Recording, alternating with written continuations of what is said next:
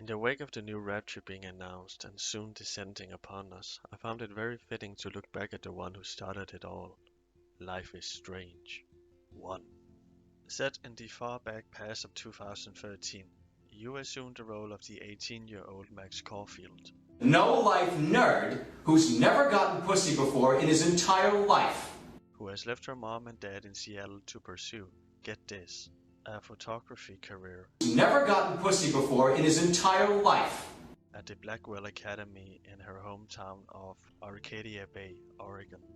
Max is not very popular at the new school for reasons we've already established, and she's struggling to fit in and make friends. Life is boring, until one day, she wakes up from a nightmare after falling asleep during her photography class, where she saw Arcadia Bay destroyed by a storm. And at this point the game introduces you to two of its most crucial game mechanics, turning the camera and clicking on objects and people. But more importantly, you're introduced to a large amount of the game's characters, and you're introduced to a very prominent theme, bullying. After class and being reintroduced to the school experience, Max immediately leaves for the bathroom to splash some water on her face. In the bathroom she sees something quite unusual, a blue butterfly, who she follows into a corner to take a photo of. Afterwards, two youngsters, a boy and a girl, storm into the bathroom, discussing money and dropping slang like hella, before the girl gets capped like a bit. You're in class again. Everything is happening exactly like it did last time you woke up in class, and Max quickly finds out that she has traveled back in time, just like that. Soon after, she discovers that she can bend time to her will and shape reality to her liking, just like that. And now she has a new superpower, just like that. Quite startled by the fact that she is now a god, Max goes to the bathroom again, in hopes of maybe getting rid of this power one way or another. But then she remembers, oh yeah, maybe I can save that girl from getting kept in a school bathroom, and she decides to play God a little longer. And so she does, and saves the girl by turning on the fire alarm, distracting her attacker long enough for her to drop him and run away. And from this point onwards is where the story truly starts to kick off, and you find out more about your vision and powers, and rekindle an old friendship. Plenty of socially awkward and heartfelt moments throughout. Life is Strange's story is strange. On one hand, it's got a great story with memorable and relatable characters, but on the other hand, you've got the story's execution. For every great moment, there's at least three awkward ones. And if I had to compare it to anything, it'd be those 2000s coming of age movies. Good intentions and heartfelt, but not so good execution in places. And yet I still love it. For all of its bad moments, the great ones make up for it and then some. And the bad and awkward ones add a charm to it all. It makes a lot of mistakes, but it has its heart in the right place, like a teenager entering adulthood.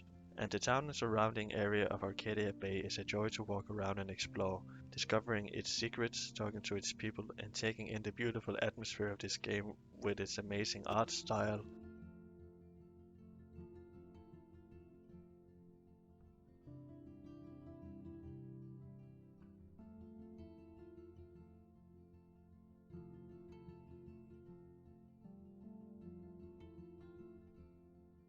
And soundtrack, with both an original soundtrack and licensed indie music. But no matter how pretty the game world is, the character models still look like Barbie dolls that were left in a hot attic for too long. Which reminds me, I should probably talk about its gameplay.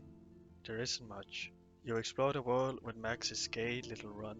You talk to NPCs and decide between different dialogue options and pray you pick the right one and don't have to load a save again. But wait, you don't have to, because you're the god of time and space, dummy. Just go back in time and try out all options until you find the best one.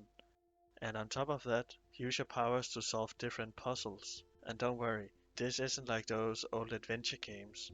You actually have a chance without ever looking up a guide.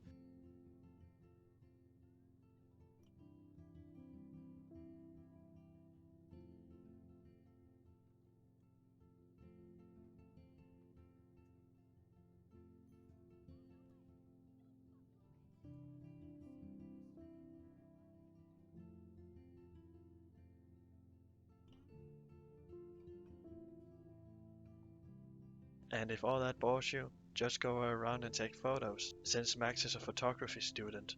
But no, she isn't a Frank West. She's only a novice and can't take photos of whatever she likes. Instead, she can only take photos of selected areas and unlock achievements.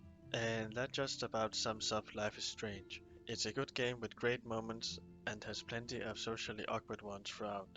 You can try out the demo on Steam and see if it resonates with you in any way, shape or form. But until then, thank you for watching. Bye.